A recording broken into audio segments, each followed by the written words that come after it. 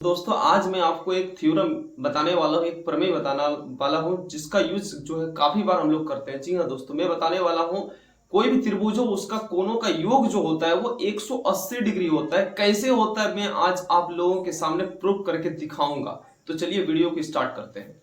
देखिए यहाँ पर क्वेश्चन है, ये क्वेश्चन जो है ना प्रमेय है, ठीक है, एक प्रमेय है 6.7 क्लास 9th में है।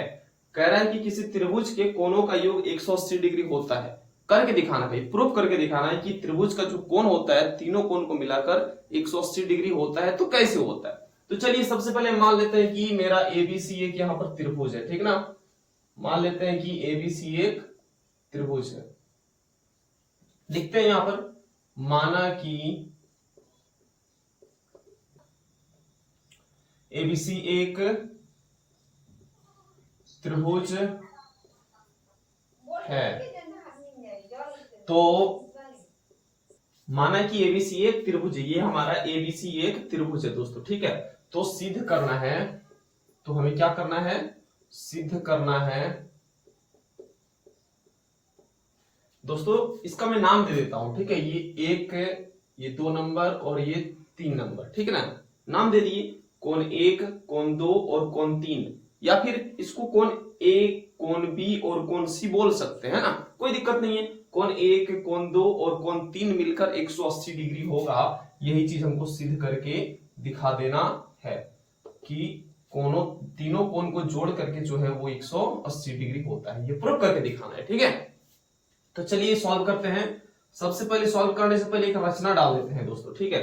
एक रचना करेंगे अभी हम इसमें कि ये जो मेरा सीबी भुजा है ना, ये सीबी भुजा जो दिख रहा है, इस सीबी भुजा के समांतर एक अन्य भुजा खींच देते हैं। इसका नाम दे देते हैं, मान लेते हैं, नाम दे देते हैं पी क्यू, ठीक है। पी क्यू नाम दे दिए। सीबी समांतर पी क्यू खींचा। दोस्तों ध्यान दीजिएगा, इस सीबी के समांतर PQ खींच रहे हैं, ठीक है। समांतर है, ध्यान दीजिएगा, समांतर है, ठीक ना। अब चलते हैं प्रमाण में, करते हैं सॉल्व, ठीक है। प्रमाण प्रूव करते हैं।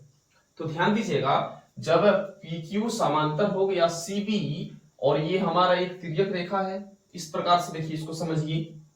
देखिए ये समांतर है, ये PQ है और नीचे मेरा ये CB है, और ये AC जो है इस प्रकार से काट रहा है। तो जब दो रेखाओं को दो समांतर रेखाओं को काटता हो कोई तिर्यक रेखा, तो यहाँ का और यहाँ का कोण बराबर होता है, एकांतर कोण के हिसाब से, है ना।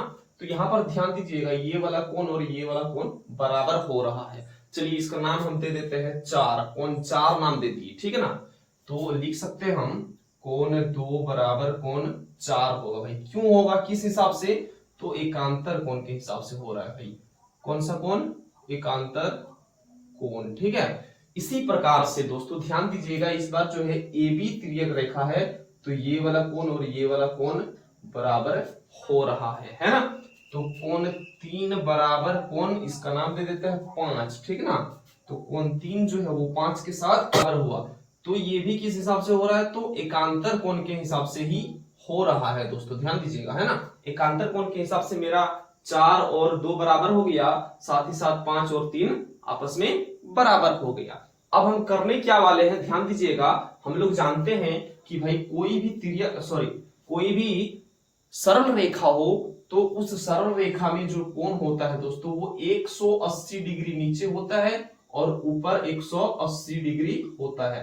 तो ना कुल मिलाकर पूर्ण कोण होता है 360 का। तो ध्यान दीजिएगा, ये हमारा यहाँ पर एक PQ सरल रेखा है ना। तो यहां से लेकर के पूरा कोण जो होगा, यानी कि 4, 1 और 5, ये तीनों मिलाकर जो होगा वो 180 डिग्री होगा, है ना। अब एक काम करते हैं, अब कोण 4 जोड़ कोण 1 जोड़ कोण 5 बराबर 180 डिग्री क्यों हो रहा है दोस्तों, सरल रेखीय कोण, इसको हम लोग कह सकते हैं सरल रेखीय कोण, ठीक है ना। जब एक सरल रेखा, सरल मतलब सीधा, ठीक ना, सीधा रेखा में नीचे 180 का कोण होता है और ऊपर 180 का, तो हम यहाँ पर नीचे वाला ले रहे हैं, ऊपर वाला को नहीं ले रहे हैं, ठीक है।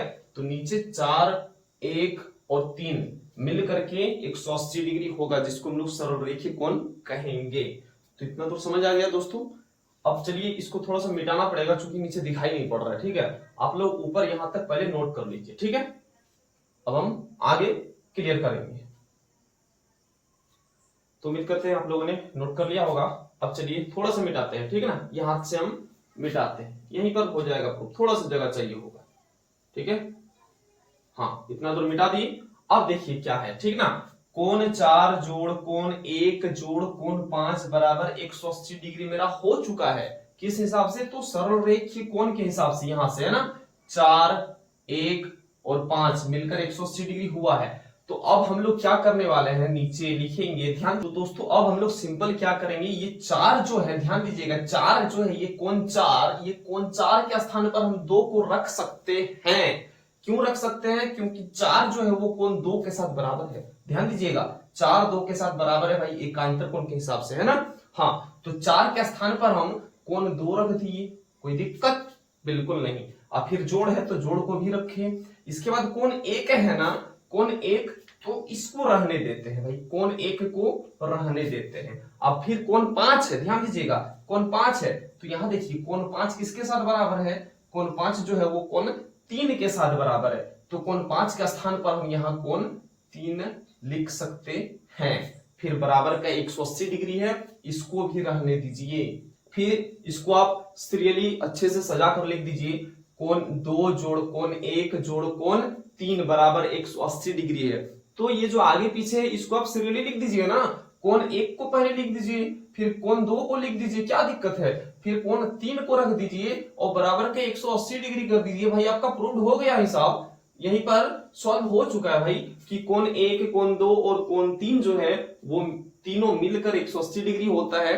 और आप ध्यान दीजिए कि कोण 1 कोण 2 और कोण 3 इस एबीसी त्रिभुज का ही तो कोण है। हो गया ना प्रूफ। उम्मीद करते हैं बहुत अच्छे से समझ आएगा दोस्तों। यदि वीडियो समझ आए तो वीडियो को एक लाइक करना है, चैनल पर नए तो सब्सक्राइब भी कर देना। दोस्तों जल्दी मिलते हैं एक नए वीडियो के साथ, तब तक के लिए जय हिंद, वंदे मातरम।